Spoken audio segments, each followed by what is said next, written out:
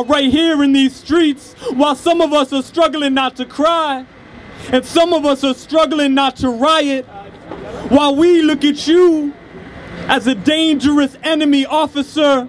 Understand, you are now being ordered by the people who pay you. Hold your fire, hold your daughter, the world's on fire, and you are resting the water. You know what? This is October 22nd. You know what that means? That means that you're alive, you're alive, you're alive. You're alive. You way back there, you are alive. Thank God, and thank universe, you are alive. There are so many people that are dead, that are even standing right in front of me right now. So come on out, give all your voices. You are alive. Thank you for being alive.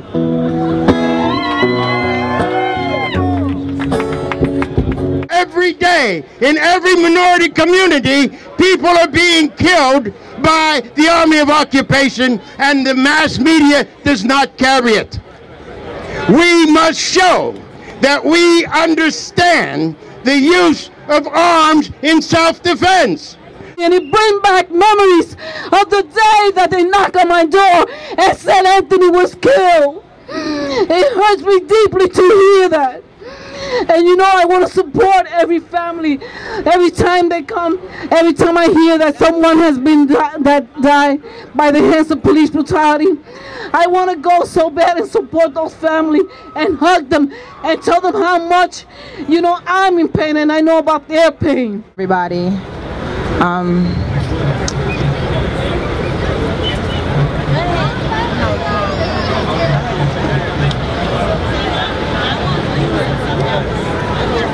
my son was Romali Graham.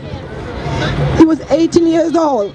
He was gunned down in my apartment with my mom watching and my 6-year-old son.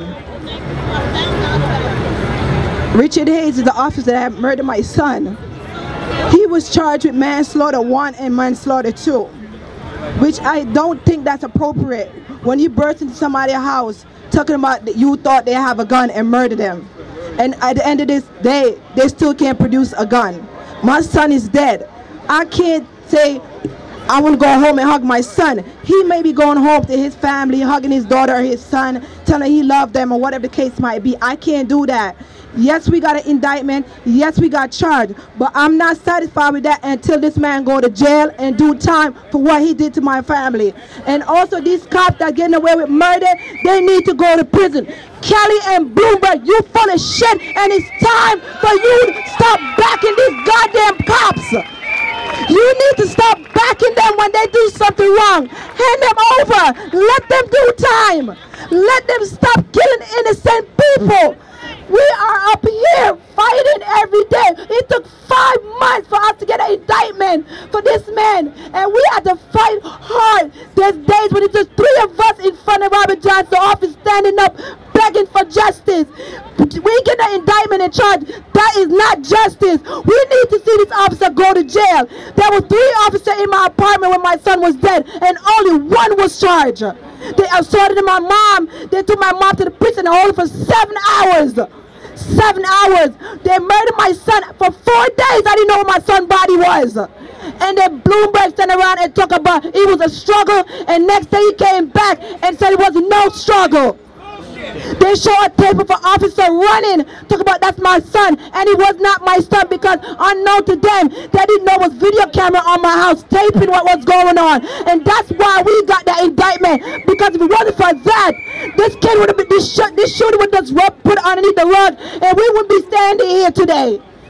Like I said, an indictment, charge, we are not going to sit down with that. We need time for this officer, and I'm asking the public, we have a court date December 11th, come out, support us, and let them know we are not sitting down any longer. We want justice, and we want it now. We are not stopping it. We are not going to stop. We are going to continue to fight back. No justice, no peace. We are not going to stop. He said that his gun discharged. If your gun discharged, why did you drag her out of the car and leave her on the ground face down? For 5 hours, we did not know what happened to my sister. She went to the hospital or the morgue as a Jane Doe. And as you can see, we've been fighting every day since this happened. So what makes me keep fighting is that I want people to know that my sister was not a mastermind criminal. She wasn't what they said that she is in the media. Talk shit to your partner how you had him on the ground, pounding and pounding his face to a mound, till blood burst forth and you was exhausted and came this close to sending a nigga to his coffin. How and when did you become a cop? They taught you who they assault, you drop.